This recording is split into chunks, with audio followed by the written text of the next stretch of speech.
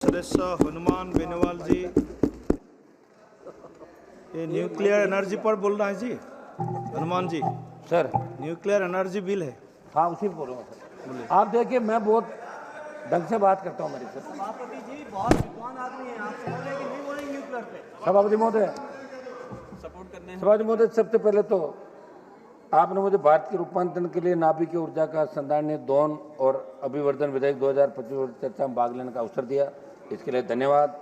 सभापति महोदय, विधेयक का उद्देश्य परमाणु शक्ति के लिए एक व्यवहारिक नागरिक दायित्व व्यवस्था बनाना, परमाणु ऊर्जा नियामक बोर्ड को वैधानिक दर्जा प्राप्त करना है। मैं आपके माध्यम से कहना चाहता हूँ कि परमाणु ऊर्जा क्षेत्र में क्रम रूप से आप निजी क्षेत्र को प्रवेश दे रहे हैं।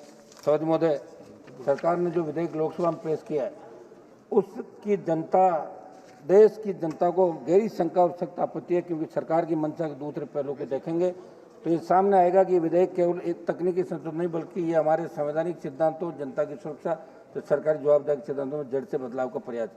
इस विधेयक के माध्यम से सरकार परंपरागत रूप से सार्वजनिक क्षेत्र के अधीन रहे नाभिकीय ऊर्जा पर निजी कंपनियों को खोलना चाहिए। परिवर्तन सिर्फ बाजार खोलने का पसंद नहीं, इसमें जोखिम की प्रवृत्ति, लाइबिलिटी, निगरानी संरचना पूरी तरह बदल जाएगी।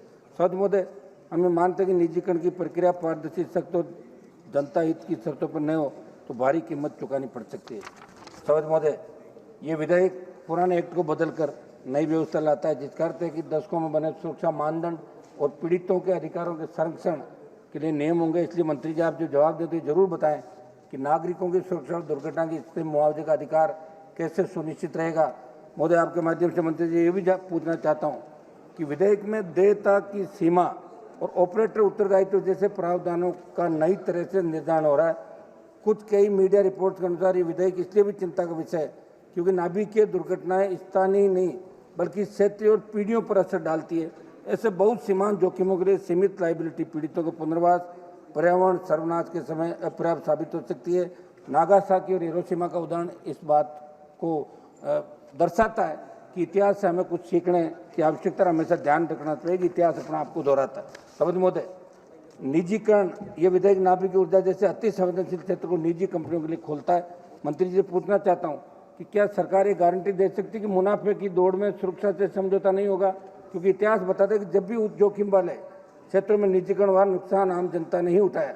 दूसरा सवाल, दुर्घटना हुई तो जिम्मेदार कौन? मैं मंत्री जी पूछना चाहता हूँ, इस बिल में लाइबिलिटी को सीमित और स्पष्ट किया जा रहा है, और लाइबिलिटी सीमित होगी तो पीड़ितों को मुआवजा कौन देगा? क्योंकि परमाणु दुर्घटना का असर केवल एक जिले, एक साल तक नहीं रहता, उसका असर पीढ़ियों तक जमीन, पानी और स्वास्थ्य पर पड़ता है। सभापति महोदय, मेरा आग्रह है कि जनता को इसमें अंधेरे में क्यों रखा गया? क्या कोई व्यापक लोक परामर्श हुआ? क्या कोई खुली जन सुनवाई हुई? क्या सरकार का ऐसा रवैया नीतिगत व जबरदस्ती नहीं? महोदय मंत्री जी, जब आप ये बताएं कि रेडियो धर्मी कचरे का स्थायी और सुरक्षित निपटान कहाँ और कैसे होगा, क्योंकि अगर आज इसका उत्तर नहीं है तो हम भविष्य की पीढ़ियों के लिए जरूर ये जेल छोड़ के जा रहे हैं। आपके माध्यम से सरकार को ये भी कहना चाहता हूँ कि विकास का मतलब ये नहीं कि सुरक्षा को कुर्बान कर दिया और जनता के अधिकारों को सीमित कर दिया जाए।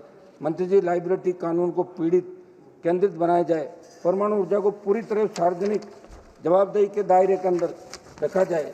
सभापति जी, ये अटल जी ने ये पोखरण के अंदर परमाणु जो परीक्षण किया था, और निश्चित रूप से उस समय बहुत बड़ा दबाव था। उससे पहले कांग्रेस सरकार के अंदर 1974 में परमाणु परीक्षण हुआ, और हिंदुस्तान ने बाहरी जितनी भी बड़ी ताकतें थी उनको दरकिनार करते, उनके दबाव को परमाणु परीक्षण करके ये वर्ल्ड में संदेश दिया कि हिंदुस्तान परमाणु क्षेत्र में बड़ी ताकत बनकर उभर गया। लेकिन आज अपन जो करने जा रहे हैं, ये कोई खिलौनों की दुकान नहीं खोल रहे हैं, अपन खिलौना बना लिया कर लिया। ये हमारे पास अगर मेक इन इंडिया की अपन बात करें, जब परमाणु क्षेत्र में अपन प्राइवेट को घुसा देंगे सबको, तो अपन खुद क्या करेंगे? ये वर्ल्ड जानना चाहता है। ये मैसेज गलत वर्ल्ड के अंदर आपका जा रहा है। ये हमारी मांग है कि इसको एक बार आप पूरा सोच विचार करके और उसके बाद इसको पारित कराएं। बहुत बहुत धन्यवाद। तमाम मुद्दे हैं।